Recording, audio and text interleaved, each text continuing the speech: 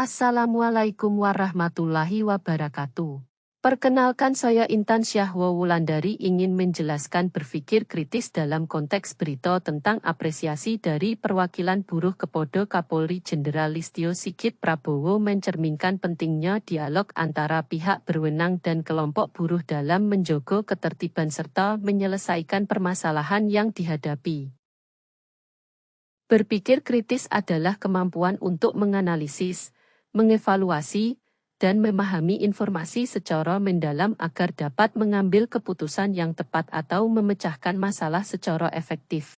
Sebagai seorang buruh yang berpikir kritis, saya mengapresiasi langkah Kapolri yang membuka ruang dialog dengan kelompok buruh dan menunjukkan komitmen untuk mendengarkan aspirasi kami. Dialog yang difasilitasi oleh pihak kepolisian, seperti yang disampaikan oleh Said Iqbal dan Andi Gani, memang penting agar kami bisa menyampaikan aspirasi dan keluhan tanpa harus mengganggu ketertiban. Ini menunjukkan bahwa kepolisian tidak hanya berperan sebagai penjaga keamanan, tetapi juga sebagai mediator dalam menyelesaikan isu-isu hubungan industrial. Namun, penting juga untuk memastikan bahwa dialog-dialog ini benar-benar membawa perubahan nyata, bukan sekadar simbolis atau untuk pencitraan. Meskipun dialog yang konstruktif telah dimulai, kita perlu melihat hasil konkret dari pertemuan-pertemuan ini.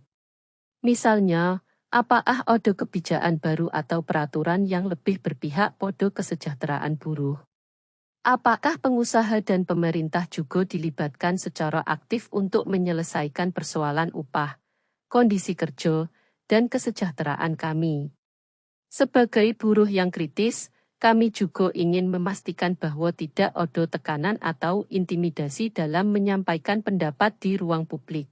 Meski Kapolri disebut menjaga ruang demokrasi, kami berharap bahwa komitmen ini berlanjut hingga ke lapangan dan dirasakan oleh buruh di semua wilayah, termasuk di tingkat kabupaten kota.